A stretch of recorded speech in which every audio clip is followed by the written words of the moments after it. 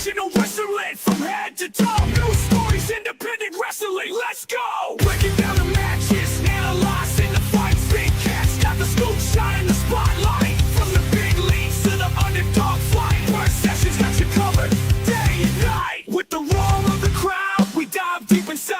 Uncovering the secrets we can't hide. Body slams and suplexes, we abide. Purr Sessions where the wrestling truth resides.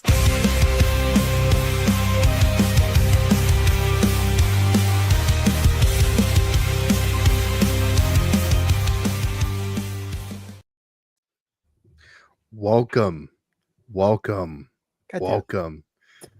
to another episode of Purr Sessions Wrestling Podcast. I am your host, the Maine of Maine, Big Cat Tyler Adams. And of course, you can catch us live every Friday and Tuesday. We added a new show because you guys have been enjoying the show so much. So you can catch us on Tuesday.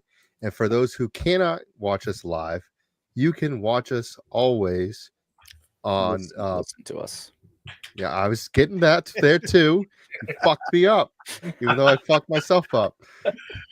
You can always watch the show back on YouTube. We always keep the archives there for you. But if you cannot watch, you can listen to us on every audio platform: Spotify, Apple Podcasts, Pandora. You ruined it for me. I ruined it. I was pointing out the fact. I got this. I don't got this. I'm blanking out. I'm failing. I am, of course, here today with Dylan Nix, the Nautical Nightmare.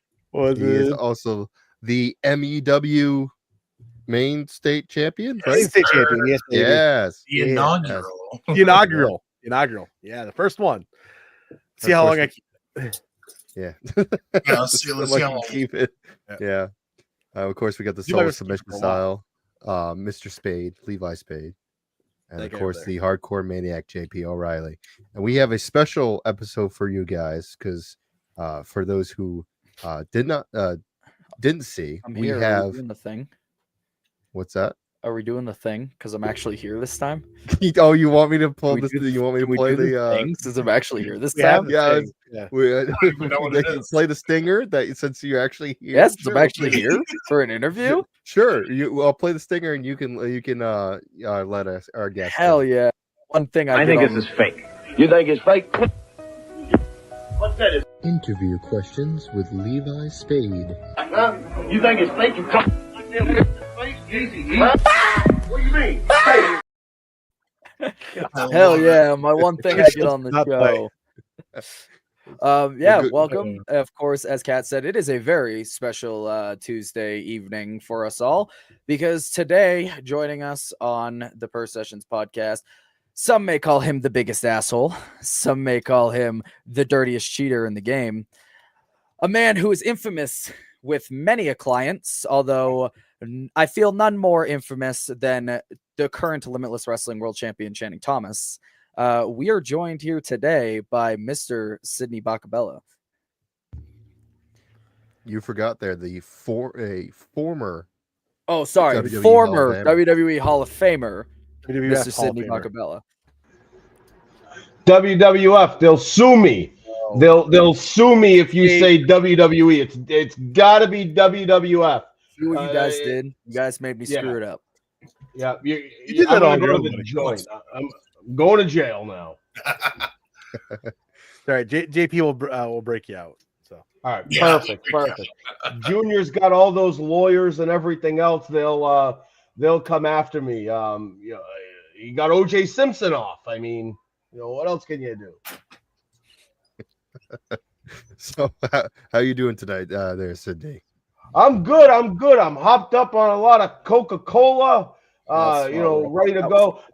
If this interview starts going bad, I'll do what I normally do on other podcasts. I open up a bag of chips and just start eating and just start making noise and everything else. It's probably one of my favorite things to do. That's all right. I can join you on that one. So he got cheese balls. Dylan Nix got cheese balls. I was honestly game to say leave, which yeah. He's just gonna destroy the podcast, starts flipping tables like screw this place. I'm done. Get the hell out of here. I'm done. He's gonna pull a Dana White and just say "fuck this podcast" and just get up and leave. You know, I once did a TV show, a public access TV show, and it was for Leo Connors. And I remember telling him, I'm like, I'll do it, but I'm doing it completely in gimmick. And I don't think like the people knew what they were getting into. So, you know, like Leo knew the gimmick, but like the people that worked at the TV station had no idea. I showed up, you know, ready to go. And, you know, they banned me from the show. Evidently, I'm the only person banned from the show. Evidently, you can't say that you blew lines of coke off of a Cadillac with Don Morocco on public access. Who would have thunk it? Who would have thunk it? Wow. So that feels like the perfect segue into the first thing that I wanna discuss a little bit on. So you, I feel like, are one of the most infamous on just saying some outlandish shit. Yeah. Did you have any background like theater, improv, anything like that coming into the business, or is this all just being you in the business for as long as you've been? This is me all the time, other than when I'm home and on the couch. I'm like catatonic when I'm just on my couch. I got my phone in my hand or I'm watching TV. But if I'm out of the house, I am insane. Like, you just don't know. And like, I piss a lot of the boys and girls off in wrestling because they're like, well, what are you going to say? I don't know. I have no idea what I'm going to do until I start talking, and whatever comes out, whatever starts flowing, it flows. And what you get is sometimes magic, or sometimes I'm blowing coke with Don Morocco. So there's no planning or anything. This is you spitfiring. Yeah, I strongly believe that wrestling is best when it's organic.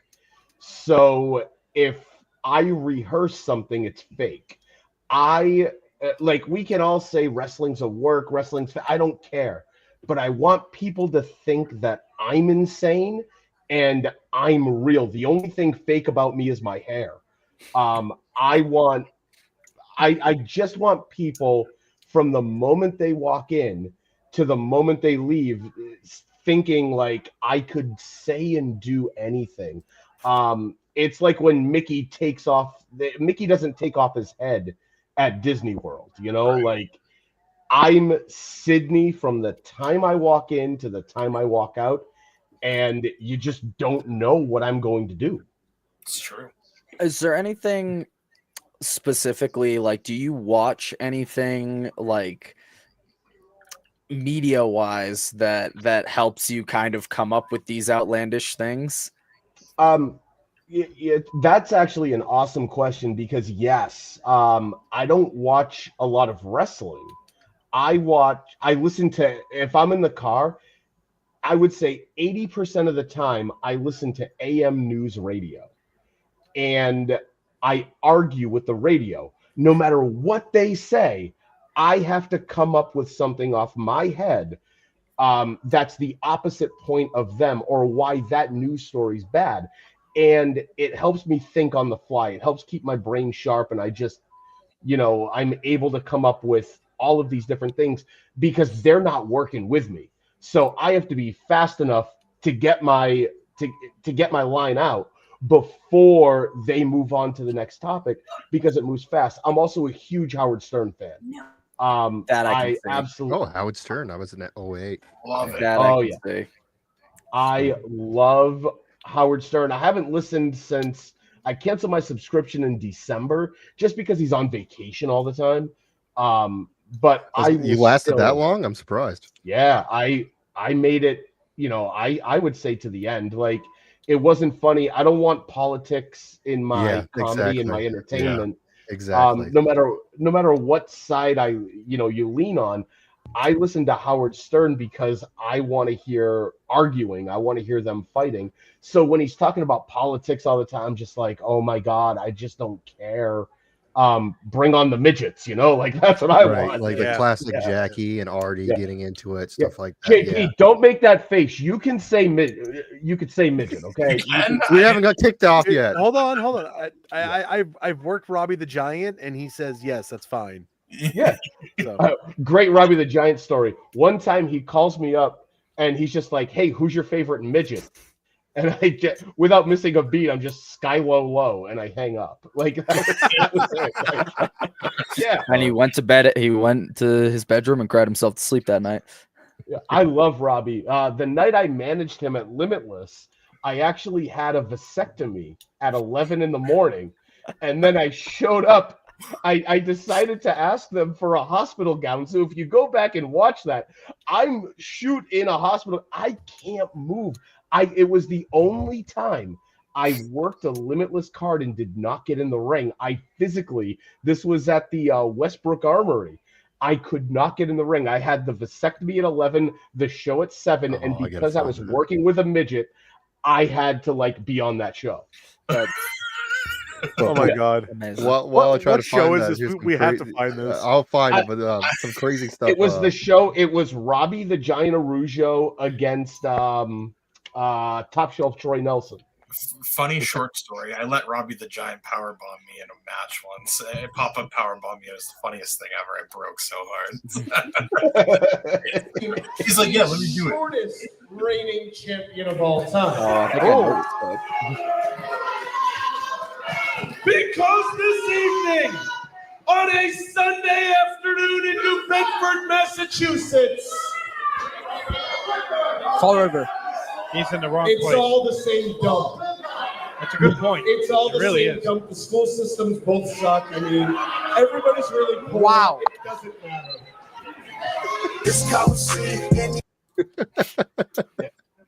I don't even remember that. That is, to me, that's generic promo number 7. You just go out, insult the crowd. It's that's not even that's not even that bad. Some of the shit at Limitless that has been coming out of you lately that I see clips of. The Papa Bear is frisky line is still one of my best lines. Oh my God, that's so funny. And that's the beauty of pro wrestling, that right there, because that I didn't even know. I just said one thing, and that dude jumped up. And when that guy jumped up, I knew that the wrestling gods had given me a present, because I was taking it. And we made 30 seconds of uncomfortable magic. And it was just great. And thousands and thousands of views on that. And it was just something stupid that I said. And yeah, it was great. And then I call that lady Head and Shoulders. If you know the lady I'm talking about. Oh yeah, I call her Head and Shoulders all the time. She hates me. Dying over here right now. He's choking on the cheese balls. Yeah. He's got the good ones. It's my favorite thing because my family still goes to Limitless shows. And I have gotten I was told I had to mention this when they found out that you were on the podcast tonight. I have been getting quite the messages after every Limitless show. Apparently you and my niece have the biggest fucking feud going on right now in crowd history, because I get it every time you're on a Limitless show that my niece just absolutely rips into you and Channing Thomas, and I was told I had to mention it tonight. I hate her. I hate. I don't even know who she. I hate her so much. How old is she? Little about. I want to say. I don't even know, dude. I want to say she's 8. She's probably a little redhead, fiery redhead. Oh, I'll beat the shit out of her. Yeah. I've never lost a fight to an 8-year-old before. Hold on. In relation to that, now that you said that, when we were referencing the Papa Bear story, that same show was the night you met my daughter, where she was sitting next to me in the back row of Limitless show, and you looked at her and you said, "I've never lost a fight to a 5-year-old," and I lost it. I couldn't even stand there any longer. Yeah. And see, they're all canned lines. Like I've said, I've never lost a fight to enter child's age, and it would 9 just years and old. it's funny. Yeah, I it's apologize. funny. Like 9 it's years always old. funny. I get it after every Limitless show. Yeah. I get stories about how much she ripped into you. And it started, I don't remember how many months ago, but it started a few months ago where she was ripping into you and Channing, and she brought up the fact that I'd come back and beat the shit out of both of you. And ever since then, every time you guys come out, she runs her mouth to the two of you, and I get messages about it every time. Here's the thing. Here's the problem with that. She's not gonna fight me. She's gonna call you. What a chicken! Like, fight me, you kid. Like, I will kick that little girl in the face, like hard too. All right, I'm sure that parents are gonna see that, and yeah, that. Oh, Levi's mom's in the chat right now, and I guarantee she's fucking dying. Specifically texted me earlier and was like, "You have to bring up to Sidney about the fact that it's your niece that's the fiery redhead that talks shit to him every single Limitless show." So I had to bring up while we were talking about him shit talking the crowd about how much he gets into it with my niece at every show. He literally made my kid cry before the show. Like, it was just my niece is savage, bro. I was wrestling with her since she was like 2 years old. So my niece is savage. She will not cry. She will let you have it just as much as you want to give it to her. All of a sudden, his niece has got him down to the heel hook. Yeah, yeah. She ankle pick and takes me down. Yeah. No, I love, like, I want a crowd full of 1,000 kids every show. That's just fun to me, and like it's not ruined for kids, so they know that the adult sees Sidney, and then after the show they're like talking to me, "Oh brother, that was good heat out there." That little girl comes up to me before the show and after the show, probably calling me an asshole and a piece of shit and everything else, and it's the great. That's wrestling to me. Like, it's not ruined for the kids, so I work for them. I can relate to that. I mean, my last show, the one show that I ran babyface for Let's Wrestle, I was out back and I was changing up. I was relaxing after the match, and Alexander Lee came out back and had to pull me to the floor. I had to throw my shorts back on and pull me to the floor because me and Dylan made kids cry. There were kids that were crying at the fact that I had lost the match because they were so into it. Oh, it's the best. Like, it's a genuine reaction every time. Like, you only get that from the kids and the special needs, and those are the people that I want to work for. No. Like, no. I get what he's saying. Yeah, like that's wrestling. Everybody is so smart to what we do and everything else, but yet they don't get what we actually do. It's they're jaded, whereas the kids, it's so much fun, and they buy my merch. That little girl probably has 8x10s of Sidney Bakabella all over her ceiling. Probably does. Yeah. I do want to say I think you and Channing have signed. She has is coming on shirt number 3 of autograph signs because she brings a white shirt for everybody to sign. I'm sure you and Channing are somewhere around those 2 shirts. We actually have a rule because we charge just for autographs, right? Except if it's a kid. Like, if it's a kid, we will always sign it for free, but we're gonna work with the kid first a little bit, and then they get it. But yeah, we'd never charge a kid to sign our name. Who are we, But yeah, like, we're gonna have some fun first. It's like I was at a show with a guy, and he's like, "Never sign anything for free." And I'm like, if a kid walks up to me and he wants me to sign their like a T-shirt, I'm not gonna sign the T-shirt. I mean, whatever. Exactly. 5 seconds of my time. Seriously, Those are just the old jaded assholes of wrestling. Like, they don't just stop. Like, sell your pictures, sell your merch, and I go heavy on selling my stuff. Right. But like, yeah, I'm not. Or charging people to take a picture with their phone, like, that's just crazy to me. Like, walk around the table and take the picture, because they're gonna buy another ticket next time because they had a good time. If you got you really yelling at them, and saying no and everything, that's just stupid, and you're losing money. Now, moving a little bit of into a segue, I have to ask because I've always been curious about this. What is the origin behind the hair? Oh, it's just what I was born with. It's good.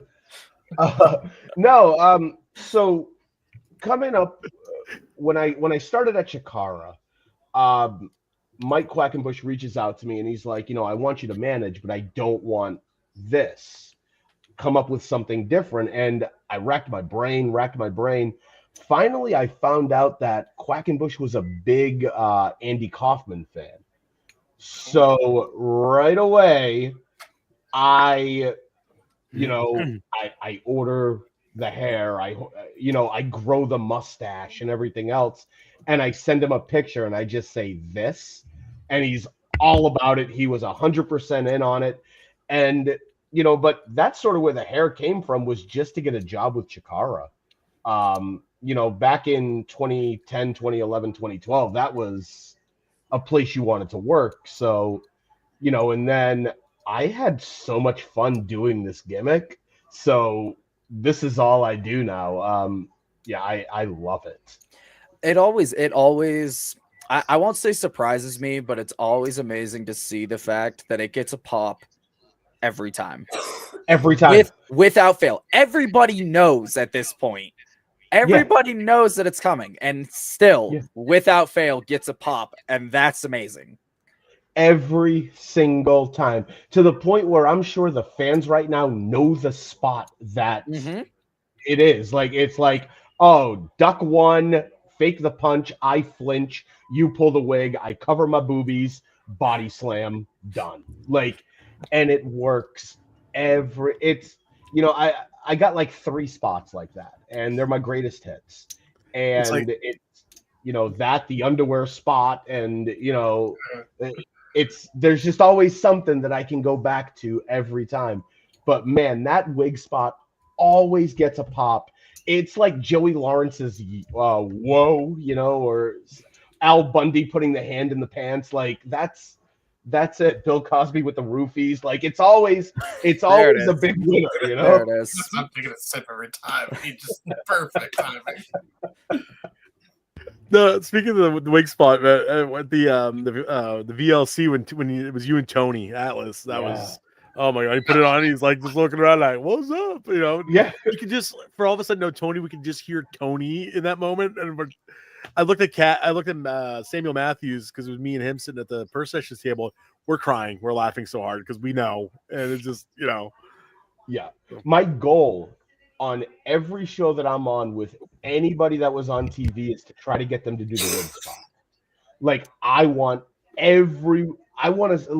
we got Kurt Angle to do it. Like that was huge, So knowing that Tony, and all I knew was Tony was going to be there signing autographs. I didn't know anything else. So when I see that, I'm like, I've got to get Tony to do the wig spot. And Channing dies laughing. He's like, no. And now how are we going to incorporate Tony into this? And how does this make sense? And then it just all made sense, but it didn't make sense, but it made sense. And we got that moment. And Tony was so on the fence about doing it. And then I said, this is the building that Ali knocked out Liston. What if you're standing over me, like Ali and Liston, so we get that picture? And he lit up. Like, he was so excited for that visual in his head. He was down to do it. And yeah, we got a great, and that pop was loud for that too. Yeah. And how cool was that? Like, I know that some of these guys were at the show watching it, but you were on the show. Like, how cool was that experience to be in a building like that and have that many people and get to work? I mean, with Tony Atlas, get to do that spot with Tony. Like, how cool was that for you? Yeah, just another night, brother. No, it's always cool. Like, at Limitless alone is just always fun, and it's the biggest indie in the Northeast. Like, it's the biggest indie in New England. So just getting to work there, is a privilege. But then you get these cool spots on these big shows. And in the moment, you're just working, like for me anyways, I'm just working for that pop. I'm just trying not to fuck up, because now if I mess up and not in front of 100 people. It's 1,000 people that see it, and this is Limitless's big show. So I was just more, don't mess up and let's make magic. And then it was afterwards. When I watched it back the first time, I just watching it on my phone, I get this big smile on my face, and I'm like, this is, yeah, we got Tony Atlas to do the wig spot. Like, that is cool. And I just for everybody watching or listening, I don't mean to be solely focusing on like Limitless stuff. And because I watch a lot of stuff, it's easier for me to remember Limitless stuff because I was around for enough years and saw you enough times. So it's easier for me to pull from that bank than it is for other shows, because you are on a lot of shows up and down the East Coast, and 9 times out of 10 it's with Channing. So I don't know. I figure you were probably around when he broke in the business. So how cool is it to see how far he's come, being one of your most infamous and best clients? It's insane. Like, we started talking because I watched his match, and this is in Brockton, Mass, and he just reminded me of Nick Bockwinkel, and I'm such a Nick Bockwinkel mark. And it was like little things, his little movements and things like that. I loved it. So, we have this idea, and we were going to do it at Beyond Wrestling Uncharted Territory, and that got pushed back, and then they stopped doing Uncharted Territory, so they started doing Wrestling Open, and we got to do it. But seeing how far he's come, like, I just got him that little bit, at the beginning. Just added that little bit of credibility when people didn't know him. And everything else is Channing Thomas. That dude puts in the work. He goes to like 3 different wrestling schools, works 4 to 5 days a week. I can't keep up with that schedule. And most promoters don't want me anyways. Like, yeah, I'm a pain in the butt. So like, seeing Channing, just the progression that he's made, where he is the standout in the Northeast right now, like, it's cool. And I'm just such a small part, because all people see is what's in the ring and what we put in front of them. Perception is reality. But in reality, Channing Thomas puts in so much work into wrestling, always thinking, always working. Like, the guy's 225 legit. Like, he is solid. And, I see the stuff he eats, and I'm like, I'd rather be happy. That, I don't, yeah. But now, just seeing his progression, though, it's amazing, because I've seen it in guys in the past, and I see where they ended up in wrestling, and like, his trajectory is really, really good based on my very limited, experience in wrestling, because I don't have the experience of like a Pat Patterson or a Jim Ross. Like, I'm just an indie guy. So, seeing the guys that I know and worked with when they were young, seeing Channing Thomas now, like, he's going to be a millionaire. It's funny too, because I remember Channing. Like, I've only been doing this for about 6 years, so it's like some of the guys like a Channing and stuff. I remember when they were like, just barely coming up, and he was like the natural Channing Thomas. He had the blonde hair, and it's like, so it's funny watching him.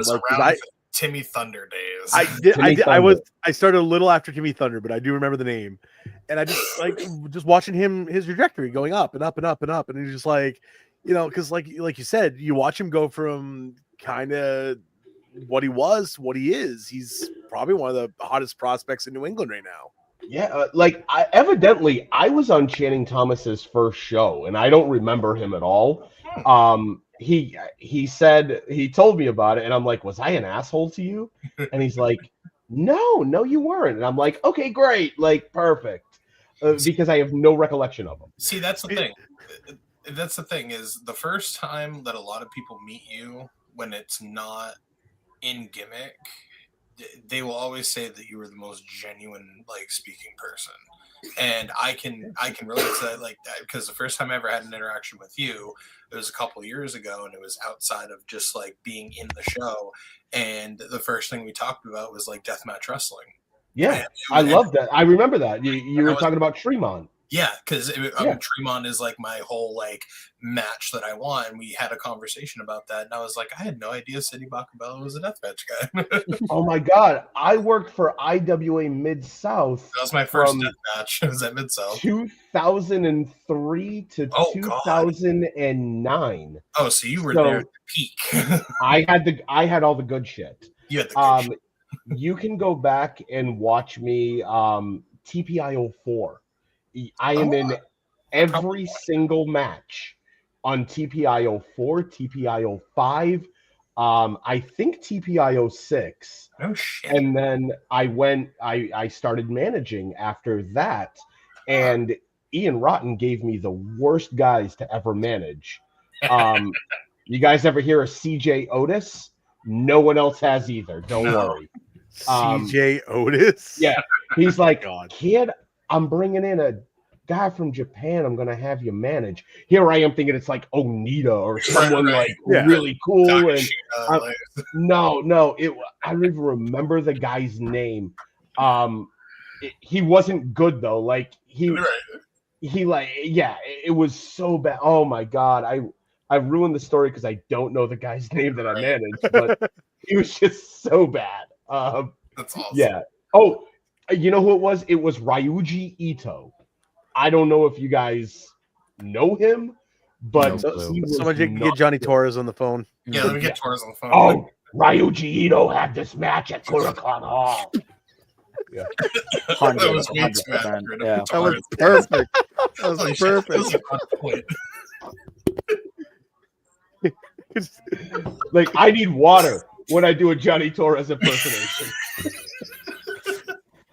Like him and Top Shelf Troy Nelson are it's like the commentary team that shouldn't be good, and it's freaking amazing because you got Johnny and then you got Top Shelf Troy. Well, Johnny, right now we're gonna go get a big match, and it's completely the opposite, and it's just amazing.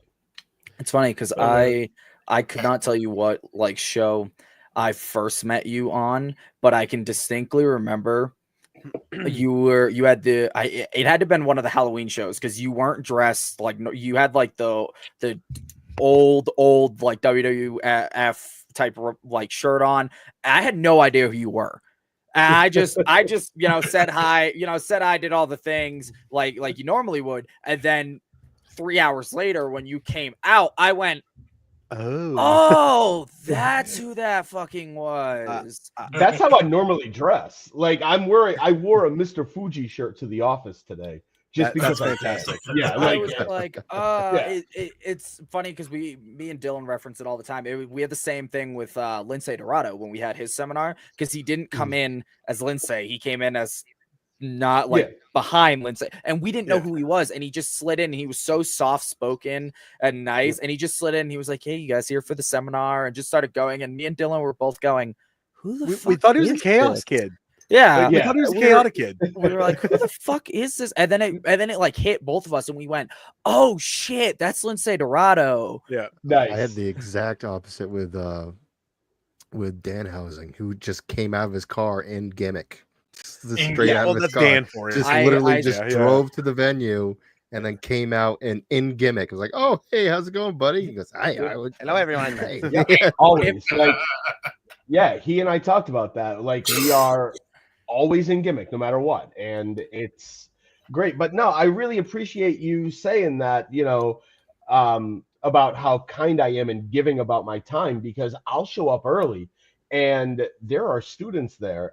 I want to give my time. Like I want to, I want people to look at me unlike how they look at the bitter veterans. We can also be cool, like you don't have to be doing wrestling for 20 years and be a jerk. You could be like really cool and understand that wrestling evolves and give your time. Like you can do that. You don't have to be bitter about wrestling. If you are, just quit. Like it's it's not for you, evidently. Yeah, exactly. I do wish I had sat down and talked promo stuff with you more earlier on, when I was less comfortable cutting outlandish, like just saying off the cuff, off my head shit. Because I feel like you could have been somebody that I'd gotten a lot of advice and gotten to the point where I feel more comfortable where I am now saying outlandish shit to people and saying stuff like making references in my promos than I was starting out.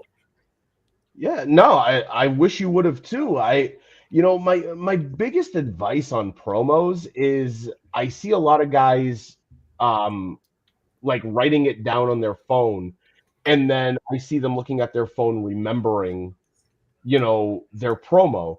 And to me, that's not real. Like, you're now just memorizing something in your head. Yeah, you're memorizing lines. Yeah, that's not wrestling. Right. Like you can obviously have bullet points, but don't recite like that's a play. I don't do plays. Like I do wrestling where, it's like that last, the last string to vaudeville, essentially. And, it's on the fly and it's organic, and we bring in the crowd and get those reactions. I don't work for the camera. Like, will I do certain things to make sure I'm in front of the camera? Absolutely. But 90% of the time, it's for those people that pay their money. Like, camera, I want people to remember me. Yeah. It's like I'm not great at promos. I will be 100% admit that, but I don't like Better than me. I also talked for a living for 5 years, so it helped. But I just like, if I shoot one, it's the same thing. I just like going off the cuff. Like, I'm like, okay, I know what I got to talk about, so I'll get to the point, but just let me get there. So yeah, think of yourself as like a taxi driver. Like, you know how to drive, you know where you're going. It's your job to get to where the person wants to go. And that is the magic of wrestling. If you're reciting a line, that's somebody else's promo. Like if you're reciting a whole script and everything, that's that other person's promo. I've been handed promos and I'm like, Sidney would never say this. Like, this isn't, and like I work with the booker and hey, I got to change this. Like, that it doesn't work for me, brother. Like but it doesn't. And I need to protect my gimmick above all else, or else, now it's someone else. actually, I gotta say this. So speaking the first time of meeting you, the first time I actually met you, you were doing something a little different in the wrestling world. It wasn't Sidney at the moment; it was your other personality. You could say Joey Eastman. Oh, I can say Joey Eastman. Yeah. I was tiptoeing around it. Okay. Yeah, he's in rehab right now. He's in rehab right now. What Joey Eastman's in rehab. Oh, All no. right. So it was the night of Alexander Lee turning on MSP. I was actually security that night. Oh my God! What a time! One of That's the most man. offensive thing I've ever done. Oh my God, that was just the crowd wanted to murder all of you. And Everybody. like I remember looking at Dave Dyer and Mac Daniels and a couple of others. We're all in blacks. We're all security. I'm like, we're gonna have to walk them out of here. They're gonna get stabbed.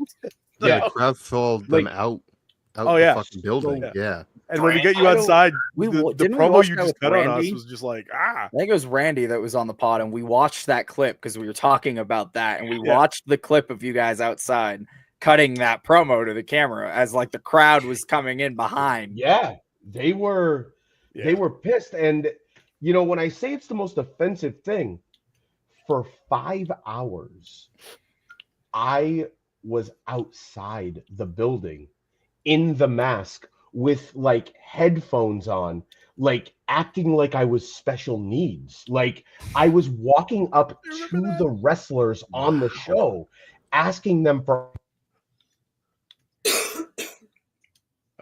autographs. Back. I There you took a picture, you guys, so you could post it. I'm not bullshitting you. I took a picture with Christian Casanova while he was taking a piss, and he had no idea that it was me. He was so angry about it that I just take my phone while he's taking a leak at the urinal. Can I have a picture? And I snapped the picture with him. Like it was ridiculous. Yeah. Look Is at this him now. public photo that I can find and pull up? I think it's on my Facebook. Okay, Is I'll it- see if I can find it. Yeah, of Christian taking a pee, and I just take a picture with him because I'm like, what would the most annoying fans do? I can be a fan for 5 hours. I'm going to be the worst fan. Every wrestler, the people that were sitting next to me, every person that came out, I would say, is that a good guy or a bad guy? Is that a good guy or a bad? Every That is single my person. kid. That is my kid at every show, no See? matter what. See, like, yes, it was awesome. And my best friend is Max Smashmaster, and he was on Max, commentary that night. And you can see me on hard camera, just like going. I was doing this on entrances and everything else. Like, it was ridiculous. And he is laughing the entire time, and yeah. And then we do the big heel turn, and it's like, oh, that guy's an asshole. Everyone's like, that tracks. Yeah, that it does. Yes. Like, I didn't go in the locker room, but on that show, the boys had to use the bathroom with the fans. So like I was just now messing with the talent. Like no one knew it was me except Randy, Alexander Lee, Max Smashmaster, and like a couple of others. No one else knew it was me, and that's what made it special. I have to admit, I actually knew because Alexander Lee told me. He's like, Okay. make sure nothing happens to him. And I was like, gotcha. Yes. So Because I was going off. Yeah. Like I was, yeah. It was fun. I was kind of hovering not too far from you for part of that show. Just make sure Did nothing you- happened to you. Did you happen to work with Brandon Kirk prior to doing stuff like that? No. Limitless? No. No. I just knew he was a deathmatch guy, and I love death matches. I'll be the first person to So like, I broke in the business around guys like Necro Butcher, Madman Pondo, like, the Toby And they're still Klein. going to and- this day. They're going Yeah. this every I day. just It's I just saw Necro insane. Butcher like 5 months ago. No shit. It's crazy. Like, guys like Brain Damage and Deranged, like Yeah. those were the guys. Those were And the I got to appreciate. Now I see a lot of stuff that I cringe at, but I'm like, wrestling evolves. So I'm not doing it. Have fun. Actually, hold on. That actually leads to a question here we got. So I'll pop this one up for you. Oh yeah. Yeah. That's a good question. Question for Sidney: wildest moment you've been a part of or witnessed in your career? Oh my God. I was in the locker room the night Ian Rotten beat up Insane Lane. Oh, I saw him get kicked out. God, the wildest. There's been so many. I just have to paraphrase. Insane Dick Lane? no. Okay. No. This It is was not- about his dick. Like this was all about his dick. Okay. But no. Insane Lane was a Alabama deathmatch guy, Okay. and He was a cool yeah. kid. He was great. such a nice guy. Did something stupid, got beat up for it, came back years later. Years later. Yes. There's so many wild moments like in the ring. I would probably have to go towards fan fights because those are just you never know when they're going to happen, and my adrenaline goes from like 5 to 30 as soon as it gets real. So a lot of fan fights. I did hit a pregnant woman in the ring years ago. The wrestling company AAW in Chicago. It was part of an angle, and she wanted to bump for me, and I'm like, no. No. So my infinite, very green wisdom was like, well, why don't I duct tape you to the ropes and hit you in the head so that way you can't bump? And that's what we did, but that got a lot of heat. Yeah. It led to the first sellout of the Buren Eagles Club. We did a TLC match. So, yeah, I was in the main event of the very first sellout of the Buren Eagles Club. I've done That man, building- that Chicago time is crazy. That building is used and abused. By a It lot of is. promotions now. It used to be AAW that ran there, and then the guy that runs, I don't know who owns the building, but Chuck is the head of the Eagles. So Yeah. I think so. Chuck is in charge, and he's like, "Well, I want to make this like a wrestling arena for all the wrestling," and we're just like, "No, don't do that. Like, you'll ruin it." And sure enough, everybody draws like 40 people when you run there now. Like, yeah, it's not good. Danny DeMonto ran in it and then lost the building and then got the building back. Yeah, it's crazy. Like, I don't know.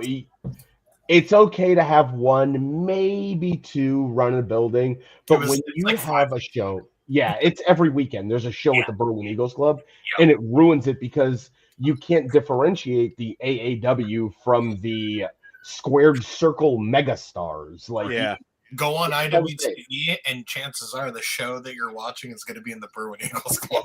yeah, if it's from Chicago, yes. There's a building in Jersey like that too that I worked in because I worked two separate companies in Jersey and I worked in the same building both times. Ridgefield Park. That might be it. Is that where Magic Yeah. runs?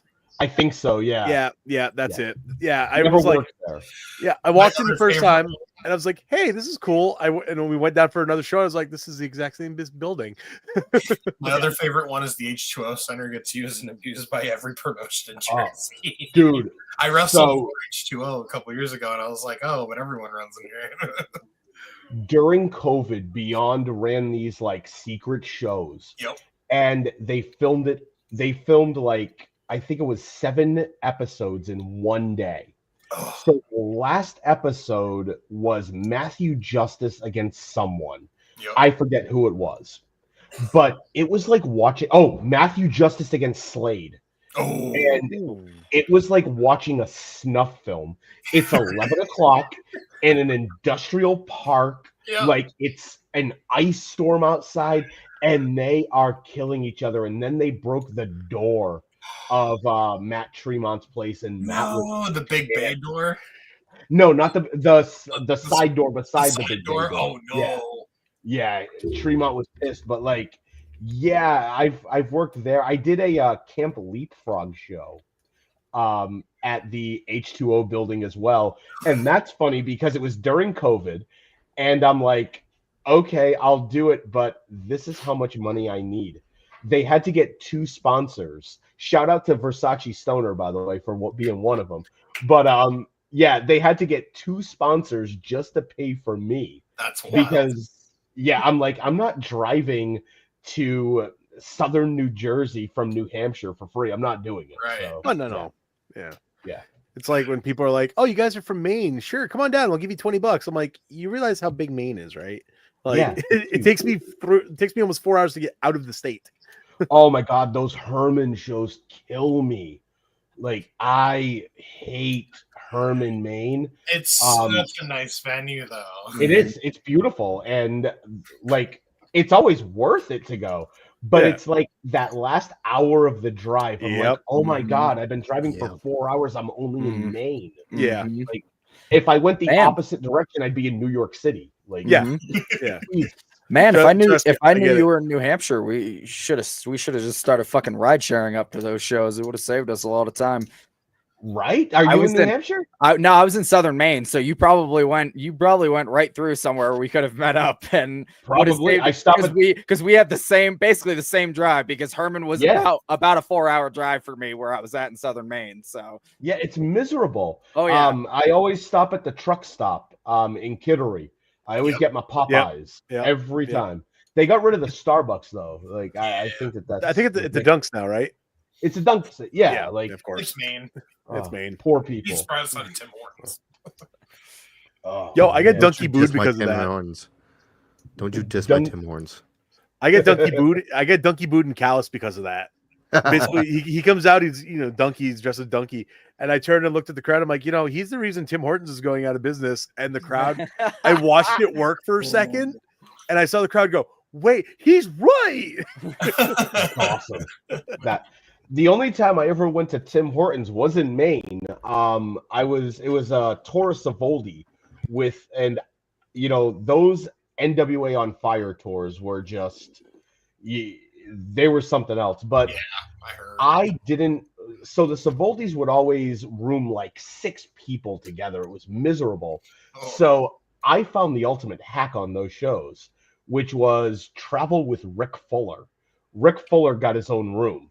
Huh. So I got to stay with Rick Fuller. He got a double bed, and I would stay with Rick Fuller, and it was awesome. But there was one night we're looking for something. We stop at a Tim Hortons. I'd never had it, and it's downpouring rain, and he looks at me and he goes, a young boy would have gone and gotten the car for me. And I look at him and I run out to the car. I pull the car right up to the side door, and Rick Fuller gets in. He's like, "That's a good young boy." Okay. And yep. And that was it. Like, that's what you did. It's Rick Fuller gave me a room, and I didn't have to sleep with Jason Rumble. Like, it was awesome. Probably a good thing. Funny you mentioned that. When I first started, like a year into doing shows, I was going to New England Pro Wrestling Academy, and it would be like me, Tim Lennox, and like a few other guys, and we would drive from Massachusetts, and we would go all the way to Machias to wrestle, which is like the most coastal, Machias, Maine, yeah.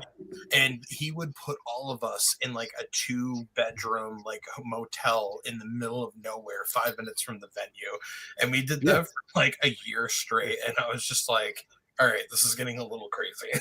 Yeah, like I had it good because A, I was with Fuller, and B, we only did the Savoldi was smart. He ran during school vacation. Yeah. So like he would run every single night. So you had 6 nights of working those tours like every night. We were like Indian Island, Machias, we were all over the place. And Herman was smart. Yeah. And And like, that's the thing is I haven't done those in years and years. So now when I do Herman, I'm like, oh my God, I'm in the middle of nowhere. Like, this is crazy. And still haven't seen a moose. Like, still have never seen a moose. They don't exist. Like, they're not real.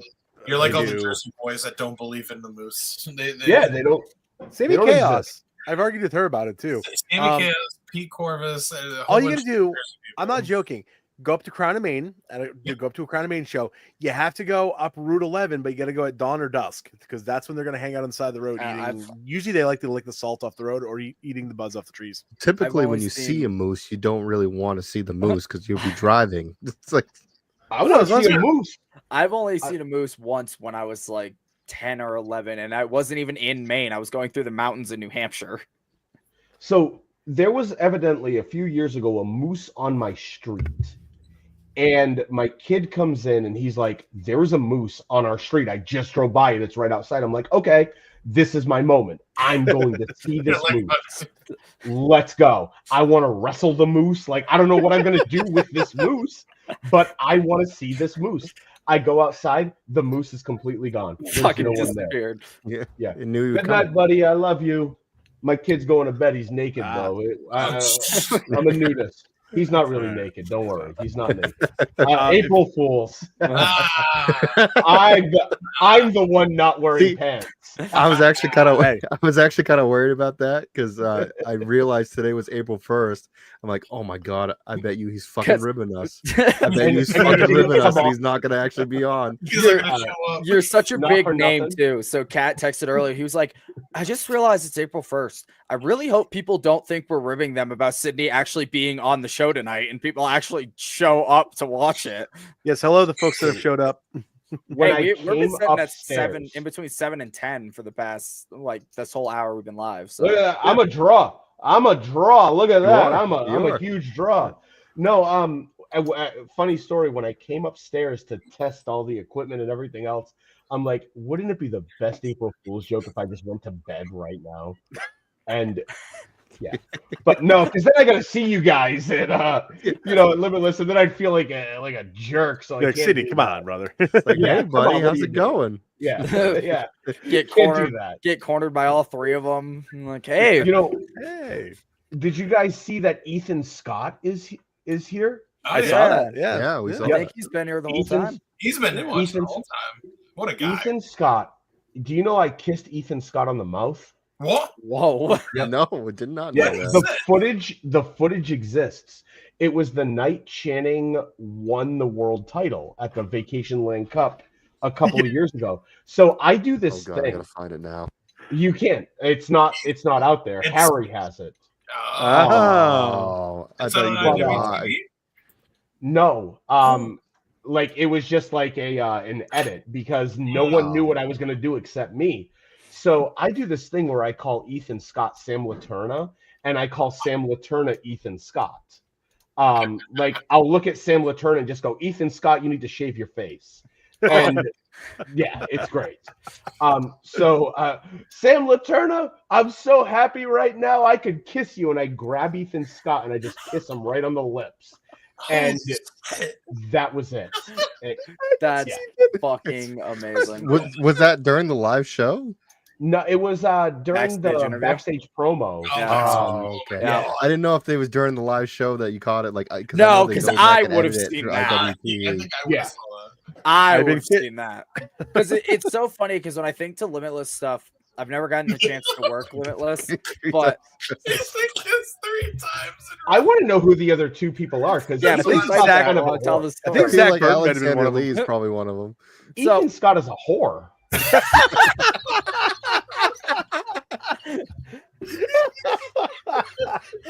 You guys notice how he didn't switch the names on that one because he. Oh my god. So I love it. it's funny because I never gotten the chance to work for Limitless as an active competitor, but I did security for the longest time, and I was always there at the shows. And 2 of my all-time favorite security moments for myself in Limitless both have to do with you and Channing. And one of them is Channing winning the title, Channing cheating the title from Rip before he left for Grind, Yep. or before he left for Japan. Sorry.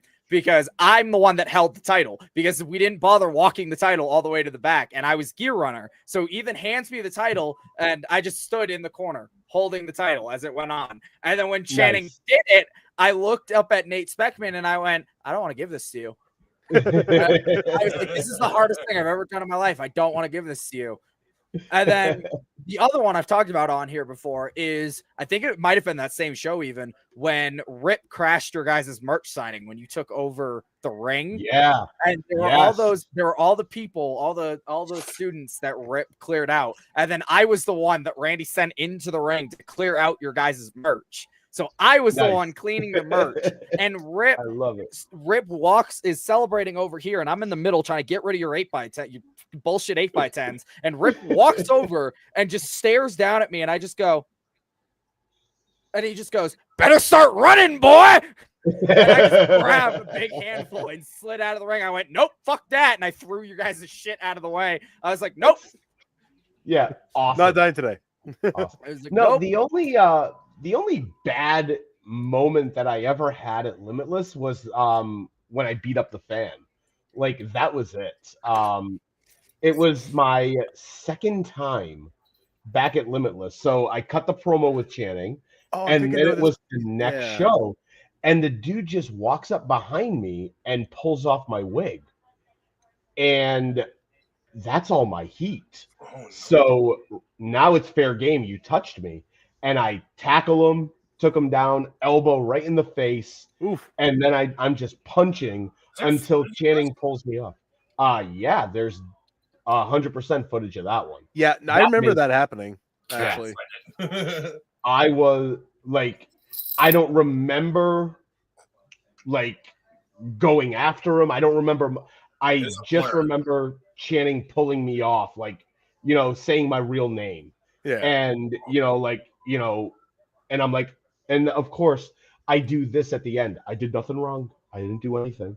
And yeah, Randy was hot about that one because it was like, what the hell's going on? And I'm like, no, he touched me, like, And then it turns out he was just really, really drunk, and it was his first time there.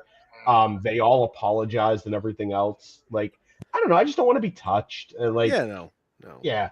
We had one like that last show too, or the last show I was at too, where the guy was like really drunk and being stupid about things. We're like, bro. The Yeah. Gino shows we have down in Portland, for Larry, they're all drunk people, and it's like 200, 250 like super drunk people. You got this one dude about like 7 foot, 7'2", big lumberjack looking dude, and you got me and Alexander Lee sitting in the corner looking at him go, should we do something about it? It's like, probably not, unless he actually tries to get in the ring. I'd be like, cool, because I don't want to fuck with this. Yeah. Like, They don't know how to get in the ring. So No, that's the thing, is they don't know how to get in the ring.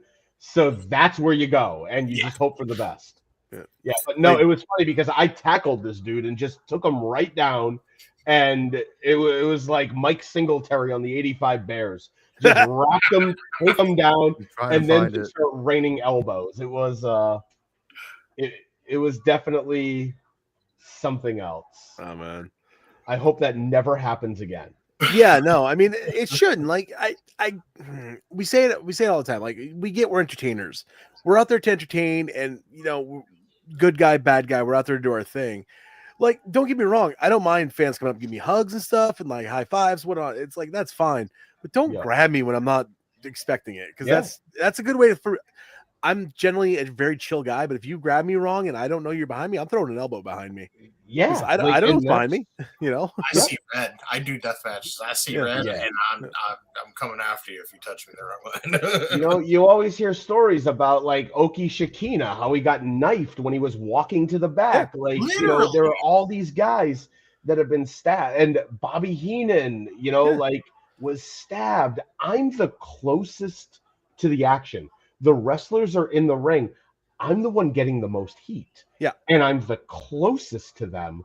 So my back is to them. Like, it is, there's a lot of trust that goes on. And, there are times where I don't feel comfortable with standing in front of someone. You got to find that right side where I'll ask security. I'll just be like, hey, stand here, watch my back. Yeah. And nothing ever happens, but it could. So it could. There's a lesser chance with having that extra security. I mean, for sure.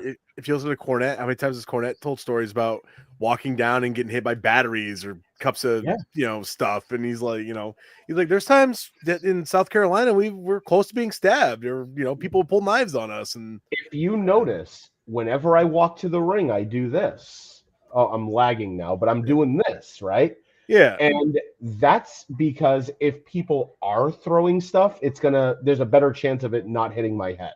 Yeah. So, I'll always walk like, especially when there's a lot of heat, like the second time that we won the title and people are throwing trash and people are genuinely angry at us. I'm like, okay, let's bring it up to a fever pitch and then get the hell out of here because we've got to go. Yeah. So it's awesome. Quick funny story about heat like that, actually. When MJF won the title, the fans were throwing everything in the ring, and Alexander Lee leans over to me. He's like, "Go make sure no one throws anything they're not supposed to throw." I'm like what? He's like, "Make sure no one throws chairs." Beer like, bottle. I'm like, "What am I going to do to stop that?" Yeah, what are you going to do? Yeah. Yeah. Oh. No, I love all that Maine stuff. Like, Maine is just different because you get half of the crowd are smart fans, half of the crowd are not smart fans. Yeah.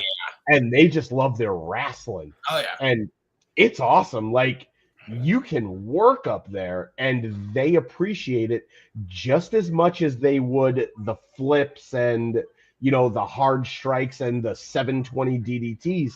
It's all the same. Like, like they're happy to see anything.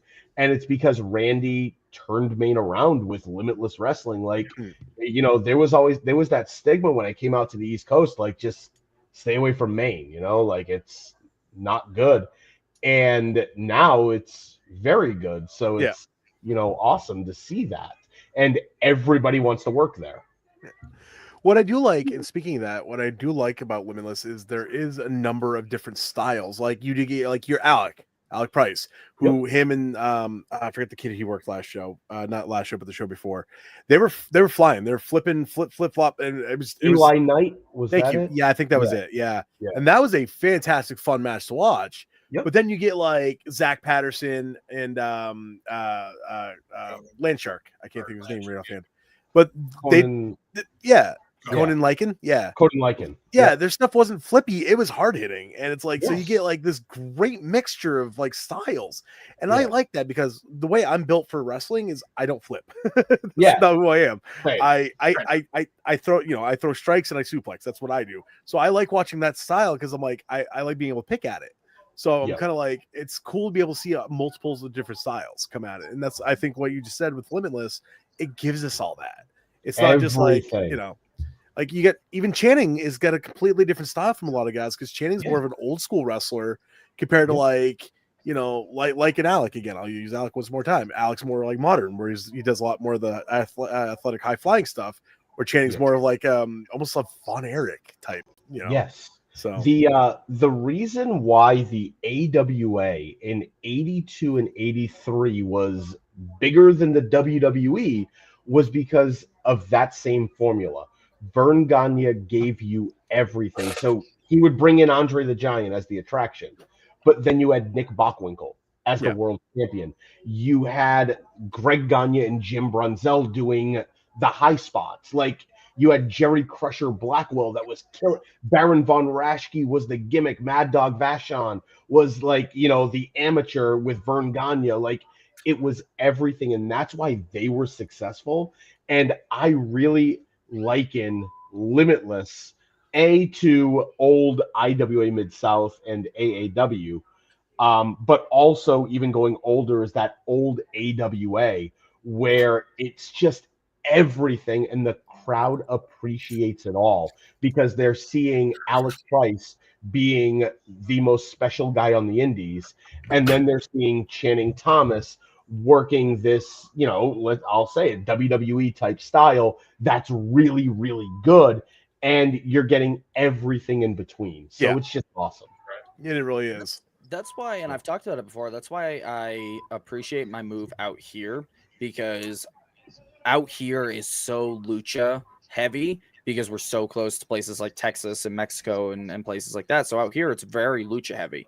And that's why when I came out here, I always likened my style more to a Bryan Danielson or a Malachi Black or a Low Key or Anthony Henry. I've picked Anthony Henry's brain on every show I can find him on because I absolutely love Anthony Henry. And when I came out here, I was the only person doing that style because you got lucha or you got the death match or you got the hard hitting. There was nobody that was blending the submission and the chaining and the hard hitting and all that together until I came out here. So I was able to reestablish and stand out here because of that exact reason, where the fans were so used to one thing, and then there comes one guy that comes in and gives them something completely different that they have never seen. Yeah, it's special. There's my cat, Al Darusha. His name is Al Darusha. I named him after the old producer of the AWA. He heard the AWA talk and he came up. He's like, I gotta go check this out, kid. There he is. Yeah, get out of here. Nobody wants to see your butthole. Go away. Go. I know that your time is precious. So I'm gonna get some ice cream cake. I'm gonna go get some ice cream cake and sit in my underwear, and I'm gonna watch Below Deck. That's my night plan. There we go. What does Sidney Bakabella do? Watches Below Deck and eats ice cream.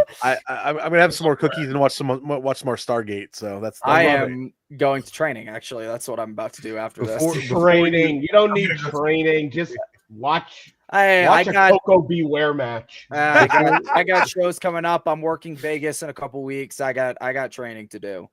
Nice. Before you head out, do you want to put some plugs out there? You know where to find me. Just go on all the social media. But look, I will say this: we got something cooking right now. We're gonna sell out Lewiston, okay? And that's how I'm gonna end this. We're selling out Lewiston. We're cooking something up good. It's gonna be awesome. I can't wait. Perfect. All right. Well, Awesome. thank you so much for jumping on, buddy. Yeah. Thank you very Guys. much for being here. Thank you for having me. This has been fun. Trip down memory lane. Got to talk about IWA Mid-South. Got to talk about beating up fans. Like, this is great. We And definitely you got got to to do see a my part cat's 2. butthole. Got to talk I'll about do a Ethan part 2. Scott being a whore. Ethan Scott is a Scott's a giant whore. whore. He's not a whore. He's a slut. Oh, Slut. oh. Somewhere, Ethan's on the floor laughing right now. Ethan, Ethan too now. He's crying himself to sleep. He is in urine. All right, guys. Next time, Limitless show. All right, We'll Sydney. have to Yeah, fear you you tell out. that little redheaded girl to shut up and go to bed. She has school tomorrow, or else I'll punch her in the face. Sunday school or Wednesday. I assume. Sunday school? Nope. No. Hey, You listen. good there? That was fun. listen. Wow. Floyd, I don't know what day of the week it is anymore. I Tuesday. love it. All right, gentlemen. Thank you very much, for having Sidney. Thank me. you. Thanks, I Sidney. appreciate you. Take Yeah. care. Bye. Have a good one. Bye. Oh my shit, god, that was great. that was awesome. I was I hate that I spent most of the podcast trying to find all that shit though, but I'm yeah, like, so I can't feel like find it. I feel like I dominated a little bit on that one, but That's okay. that's all I'm right. okay it's with that. I knew letting Sidney roll would let my brain start rolling. Yeah. Yeah. Because it was literally he started talking and then my brain started rolling and I just was coming up with questions. Because Kat, you weren't here, but I couldn't find my interview book. I have no idea what I did with it, so I don't have the original It's gone. questions. But it's So, good just to shoot yeah. off the shit. Like So Sydney started yeah. going, and I was like, "Well, okay, well, there's this question. There's this question." I was like, "There's this to talk about." It was great. I love podcast guests that can actually do that. And I Oh, like yeah. that you guys are here too, because it's like it makes it easier because I'm not really like I don't know a lot of Limitless stuff. I was here a lot longer, a lot later than everybody else. like the rest of us. Yeah. Like I so- said, I didn't want to solely focus, and I'm glad we segued away from it for a little bit there, where we were talking more about other stuff because I didn't want to solely focus on Limitless. It's just easier for me to retain stuff that I was in the building for than stuff that Yeah. I've watched online. Yeah, absolutely. Yeah. So Well, Shit, I do have to go to training. Dylan I was gonna Nick's say, gonna well, eat let's cookies we're and gonna end the podcast fuck here, a guys. bear. We're gonna throw Yes. plugs. Do your Yes. plugs. So plugs. You can find me. Go ahead, Says I'm go- Dylan Nix. I'm gonna okay. go first because I'm right All right. here. Damn it. I was gonna say he's not. What the fuck? Kat, are you can pointing go at me last. for, motherfucker. So no, I'm pointing at myself. I will do mine quickly. So you can find me on all social media platforms at DOTD Nix. That's DOTDNIX. That is YouTube, all that fun stuff. You can find me all those places. I also have a TikTok, so you can find me there. ProWrestlingTees.com/DOTD Nix. You can find the only place for the wild t-shirts. I have a new design and logo coming out soon. Very cool stuff. It's very nautical based, actually, and I think y'all love it. Big shout out to Casey who drew it up for me. They are awesome, and How much you pay for it?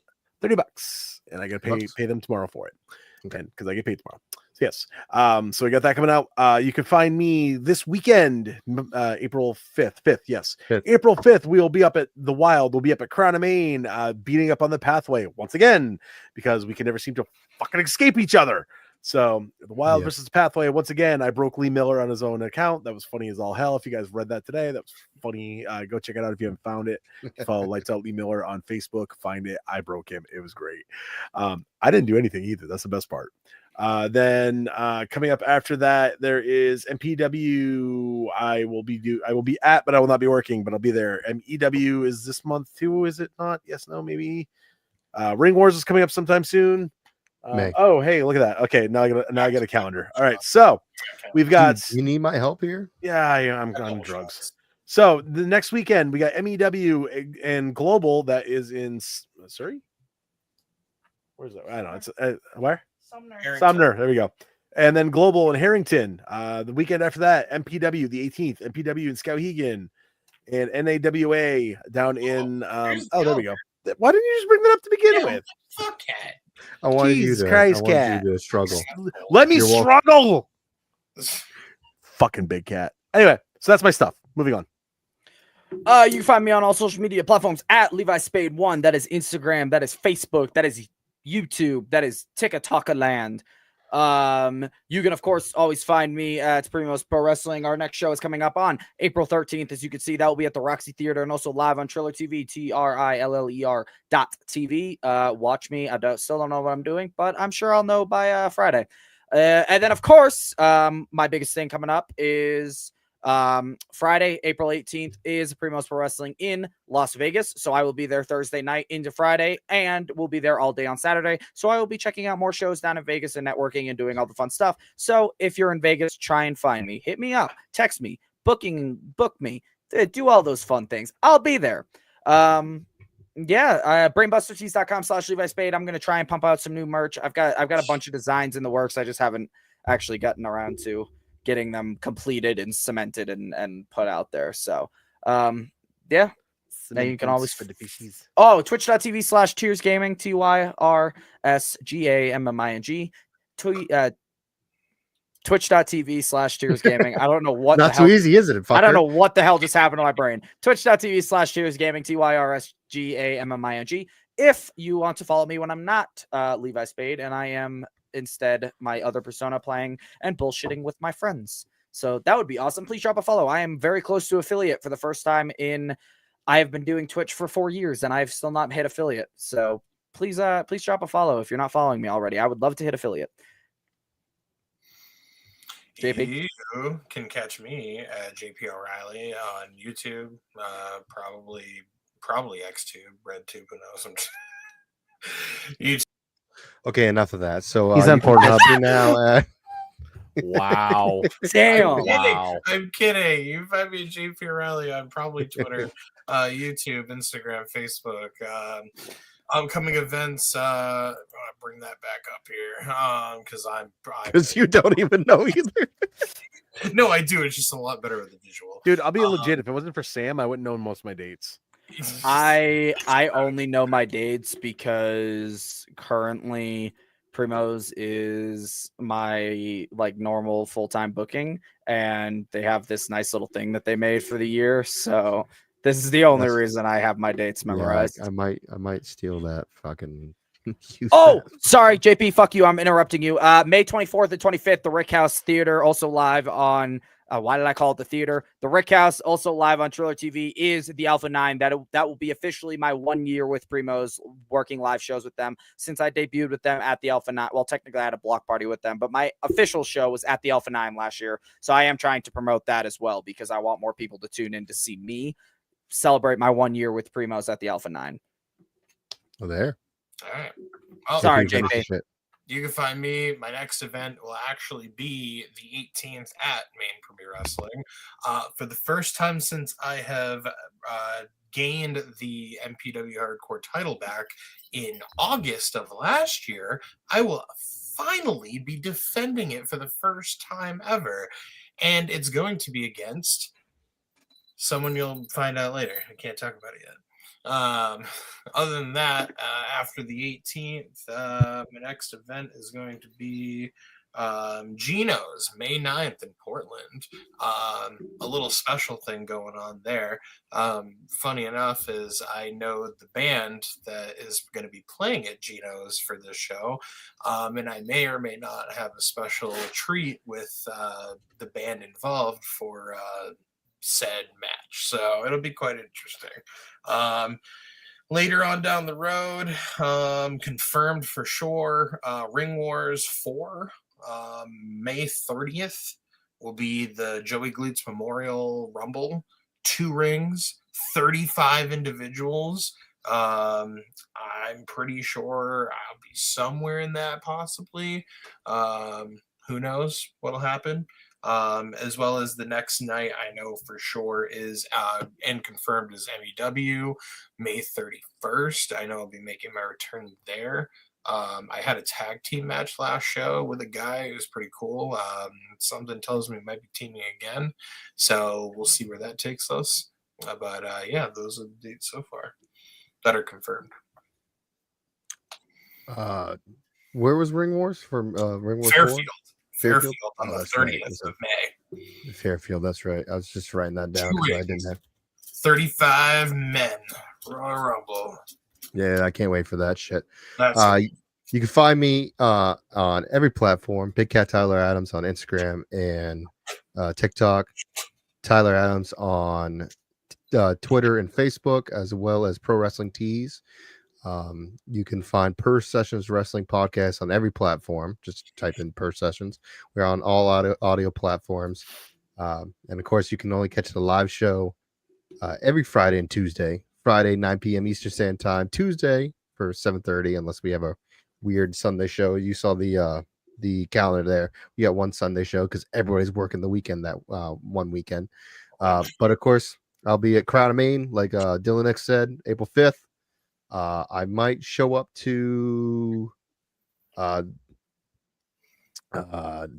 NAWA show, maybe. I'm not confirmed that, just to hang out and say hi. And of course, confirmed we have MPW in Oldtown, May 24th. We're gonna go against the Pathway. Anything goes. Oh, yeah, that show is confirmed. Yes, that's right. Yes, that's the only one confirmed. Advertised or not? It hasn't been advertised, but it was confirmed. I think it's the last show. I think it's an event on Facebook actually. So I just disregarded that.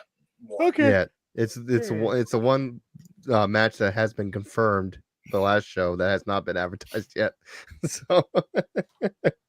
So yeah. Anyways, thank you guys so much for watching. Before you guys leave, follow the Twitch, like and subscribe on YouTube, as well as comment. Thank you guys so much for coming in and watching. We will guys will frog splash on everything. Yes, exactly. And we will see you guys on Friday. Well, we'll have a Friday show unless everybody cancels, and it's just me. Other than that, I should be here. I will not be here. I'll be driving up to Fort Kent I'll be with that you. night. that's right. I You will not be. I will probably be here. Is that this Friday? Is that in like 3 days? Yes. I should be here. I'm going out to a bar, so I will already be buzzed when I get on the podcast. Yeah. Is that normal? That's normal time, right? That's later on at yeah, night. yes, I can that's go normal out time, for 9 dinner. Okay, Me so and I can go Big out Cat. for dinner and come back. Okay. Yes. Yes. Me and Big Cat may be doing the Friday show in the same room together. So that may be happening. So All right. that'll be Get out of here. I got We'll stuff catch to you do. guys later. Yeah, I got. Per session signing off, but we ain't saying goodbye.